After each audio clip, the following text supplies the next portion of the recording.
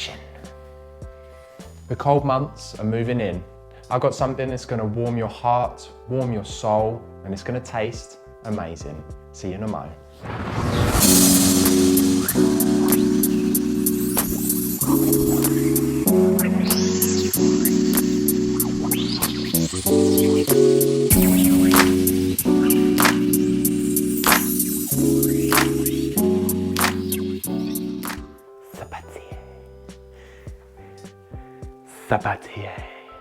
Thanks for battling that cold weather and joining me here today. My name's Dan and this is Vegan Food at Home. Now, if you haven't been to my channel before, I offer delicious vegan recipes that you can master in your own home. So if you wanted to, maybe check out the rest of my videos, and if you're feeling super nice, click that red subscribe button. I'd really appreciate it.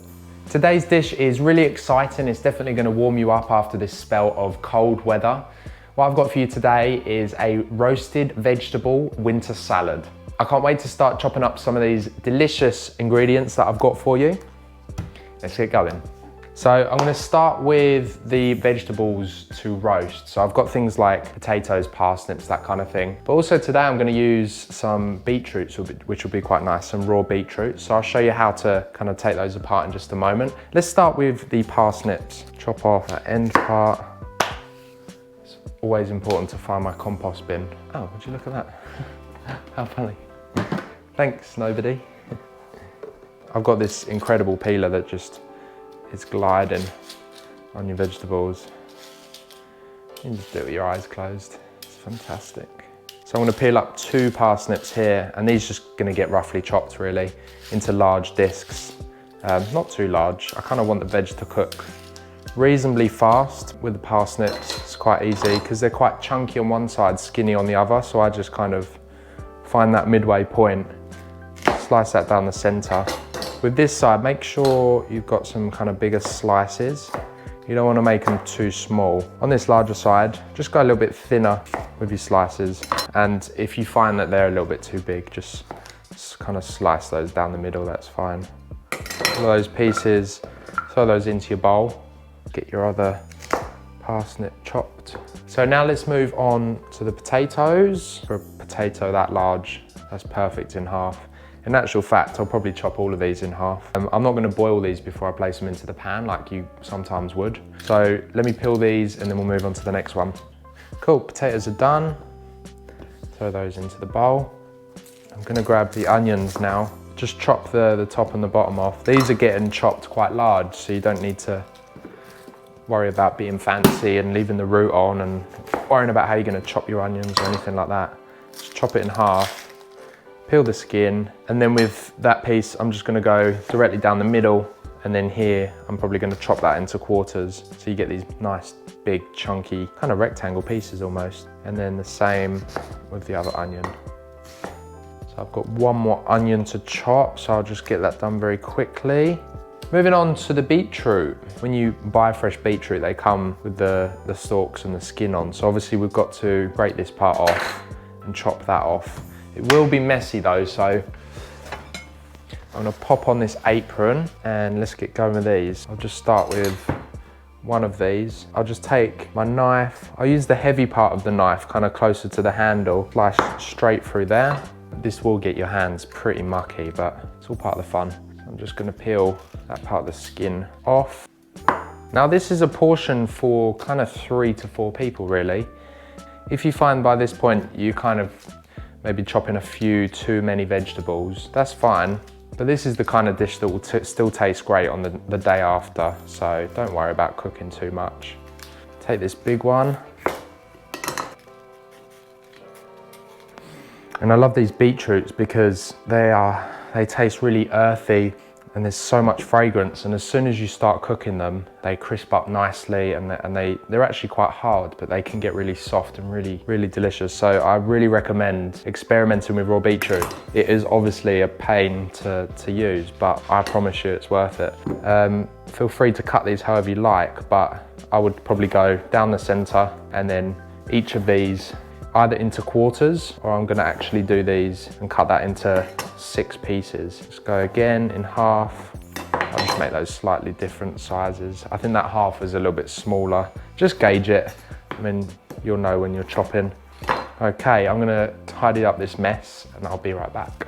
Next up, we've got the peppers. So I'm gonna just slice these up fairly large.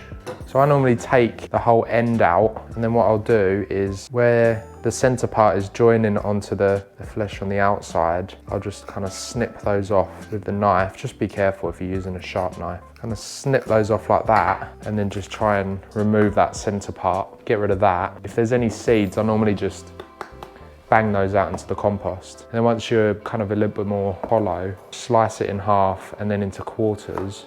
And then I normally remove that white middle part. It just tastes kind of slightly flavorless. So that can all get into quarters. And then again, just be careful if you've got a sharp knife, but just slowly slide the knife across, get rid of all the white bit. And then you're just left with this like amazing just red part. And it looks better and it tastes better, so I'd recommend doing that. So do that with the red and the green. And with this top part, obviously don't waste it. So you can just bump, chop, chop, chop.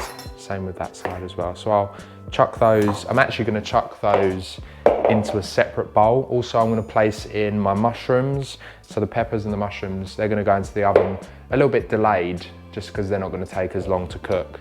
The final thing I'll do after that, I'm going to slice up the Brussels sprouts. They'll go into the big bowl, and then we're going to just make a quick kind of seasoned oil, and we'll throw these things into the oven. So what I'm going to do, I'm going to grab myself some oil. I'm going to use some rapeseed oil to roast. I'm going to grab some rosemary from the garden and some minced garlic as well. So I just grab that lovely rosemary. Already I can start to smell what this dish is going to be like. So just to make this really simple, I'm going to put a few glugs of the rapeseed oil. And obviously you're roasting, so normally I don't use a lot of oil in my cooking, but you know, I would go a little bit more where you're roasting, just get better results. Be mindful though, it is obviously, you know, using too much oil can get a little bit unhealthy. I'm going to place in some lemon juice as well. I'll squeeze this over, I can just fish those pips out, that'll be fine. I'll use the whole lemon. And I like this method of mixing everything in with your oil and then kind of brushing it over all of your veg. It's just a really efficient way of seasoning everything before it goes in the oven. And at this point, you can probably chuck your oven onto 220 degrees just to preheat. So once you've fished out your lemon seeds, grab yourself some minced garlic. That's if you're following along with the video. If you're not, obviously no need for you to grab the minced garlic. Anyway, minced garlic, I use this quite often actually. I find with minced garlic, it doesn't have such a spicy, overpowering flavor. It gives you a lot of the kind of sweetness and depth of garlic, and you can use a lot more. It sounds really strange, but your food will taste more like garlic because you're using more, but not be overpowering like fresh garlic can be sometimes. I'm actually going to chop this up and place this in, so you will have some fresh roasted garlic, but I mean, that's just my preference. You don't have to use both.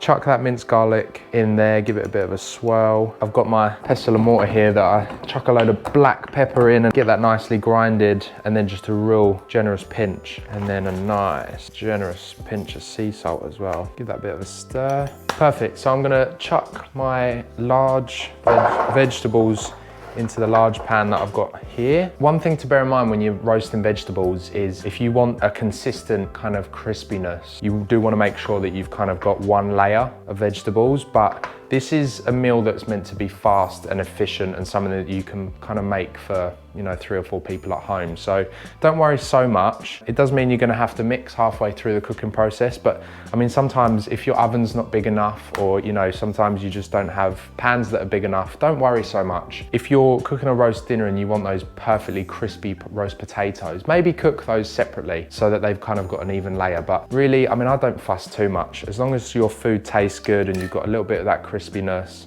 and like I say, make sure you stir halfway through, you'll be fine. With this one here, the mushrooms and the peppers, that's gonna go straight into my smaller dish. Like I say, they'll go in about halfway through during the cooking process because they really don't need as long in that hot oven. I'm literally just gonna kind of brush this all over. Now, there's honestly no need to be neat or anything here. I think I've seen like fancy chefs taking their rosemary, kind of folding it, dipping it in the oil, and then like brushing it over. That's actually quite a good way of doing it. This rosemary is just gonna go straight in your dish anyway, but just get some of that rosemary. If you've ever touched rosemary, like a rosemary bush, walking past it and smelt your hand, you know exactly what I mean. Its fragrance gets everywhere. I might do a bit of the brush. I'll give that a bit of a mix around. I won't use quite all of that. A tiny bit of it will go onto the other bit of veg as well. But really you don't want too much. You don't need a load of oil, and you don't need it to be soaking in the bottom.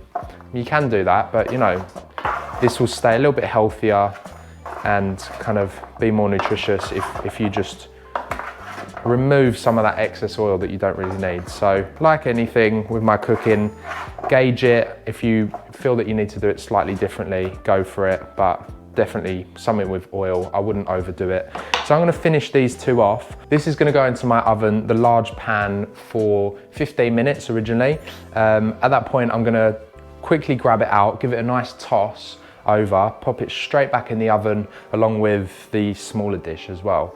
And then that will cook for about 15 minutes. At that point, would have been cooking for about half an hour in total. If I think it needs 5 more minutes, I'll give it 5 more minutes. One thing I will show you is the garlic. Just before I finish off oiling those, what I'm gonna do, basically, I'll chop that little bit off the top. And leaving the skin on, just slice your garlic down the middle, just literally there, all the way. Tell you what, that can go into there. And then these garlics here, I'm just gonna pop kind of into one corner. More oil, I'll finish that off, and I'll see you once these are finished.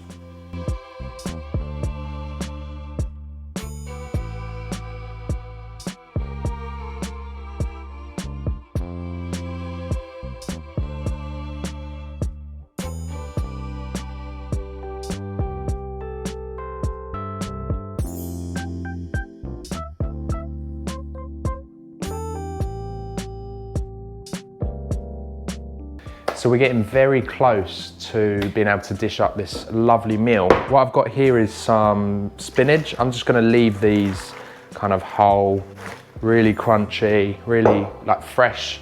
I think that's important when it comes to spinach. I've also got some kale here, the cavalo nero, which I can never say.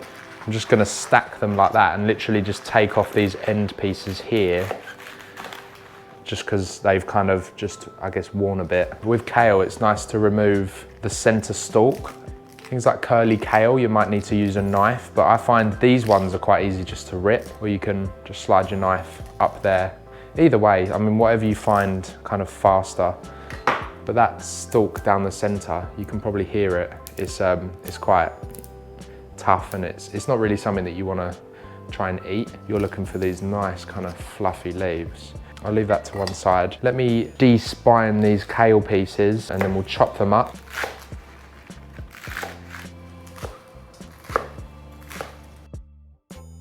So we've got that kale chopped up that I've just buzzed through, and that watercress as well, really kind of roughly chopped into that bowl. Now we're gonna make a dressing, and I'm gonna add that to that, and then a couple of other things to prepare, and then we're gonna wait for those veggies to be finished roasting. Grab yourself a lemon squeezer and a whole lemon as well.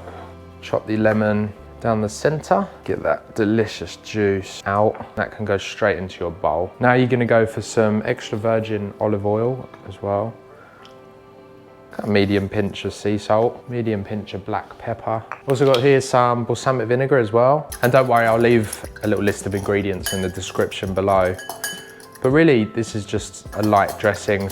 And one final thing, I'm gonna have some mint as well. So let me just pick some of this. So this is just gonna take your dressing to the next kind of fragrant level, really. What I normally do is just pick off all of the leaves and be gentle, because you don't wanna like squeeze the leaves and rough them around too much, because all the flavor just gets left on your hands, so be gentle. Grab all your leaves and just stack them up, and then it's just a really fast way of chopping them. Stack them up.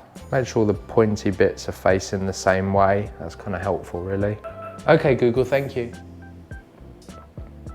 Okay, Google, thank you.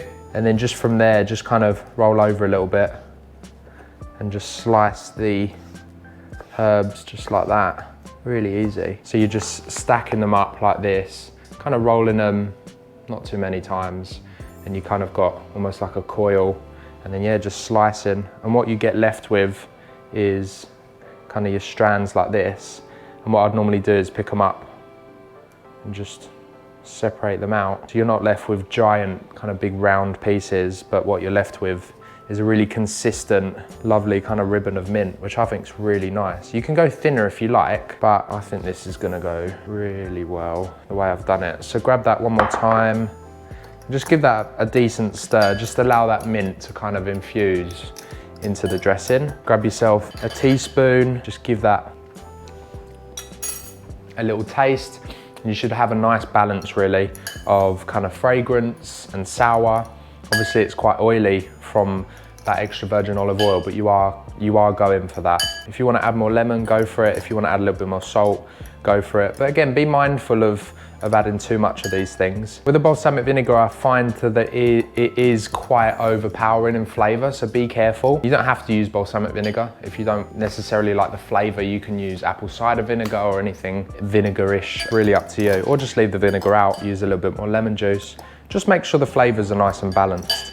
What you want to do is just kind of slowly drizzle a little bit on top.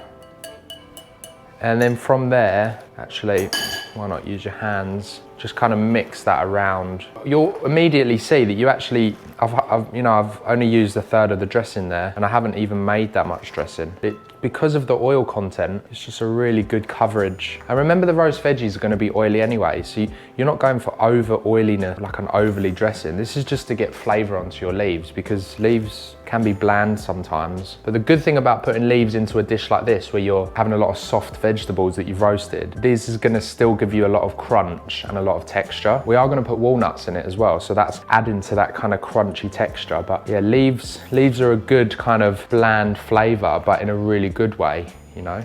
And I'm going to leave about a third of that dressing just for the end, just for when I serve everything up. I think it would be quite nice to have an initial, like, ooh, nice taste of that dressing as you take your first bite. So when you're satisfied that that is nice and stirred, clean your hands, and then we'll move on to the pomegranate. I'm going to slice it in half.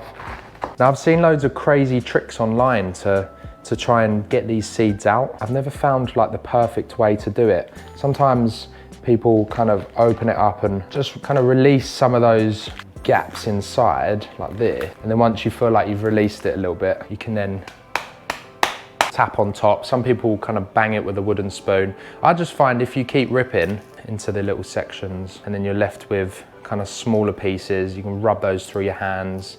I mean, I don't know if there's a perfect way to do the pomegranate. Just get it done really. Just make sure that when you are breaking it up, you remove all the little yellow white pieces within. They won't be tasting very nice. Now what the pomegranate's gonna do in this dish is obviously give it color. Now you know I like to give my dishes color with kind of pops of red and stuff like that. But what this is also gonna do is complement some of the sour flavors. So we've got lemon in the roast veg, and we've also got lemon in the dressing. So this can be just a touch. I'll taste one. Kind of a touch sour. It's actually a nice sweet sour balance. I mean, I guess this counts as a fruit, a pomegranate. It's quite nice to add fruits into your dishes, especially when you make salads. I like to add things like strawberries and melon and stuff like that. So yeah, it's really nice to experiment with different things in your salads and not just put the plain old boring garnishes. So once you've finished peeling your pomegranates, they can just go into a dish.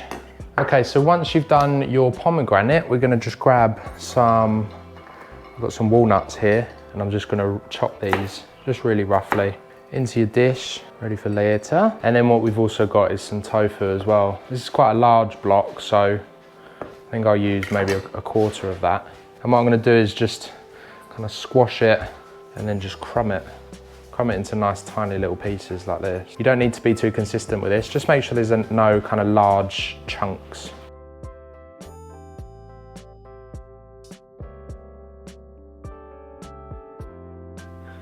Wonderful. Those veggies are done.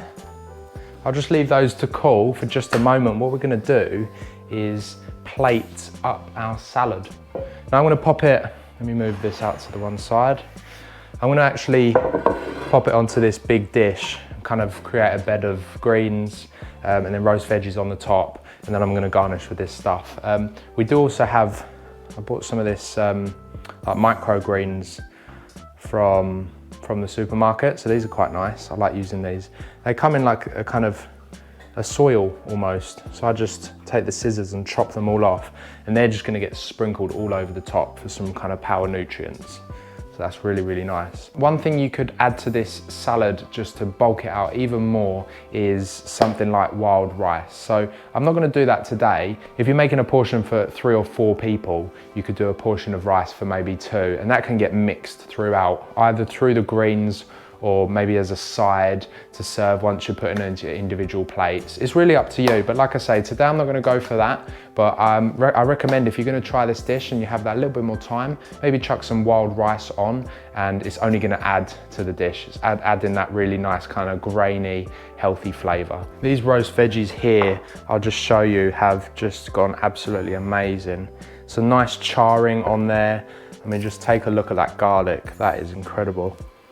Oh yeah, oh, it's a bit hot. I'm really happy with this. This is obviously gonna really complement this dish. I've got the mushrooms and the peppers over there as well.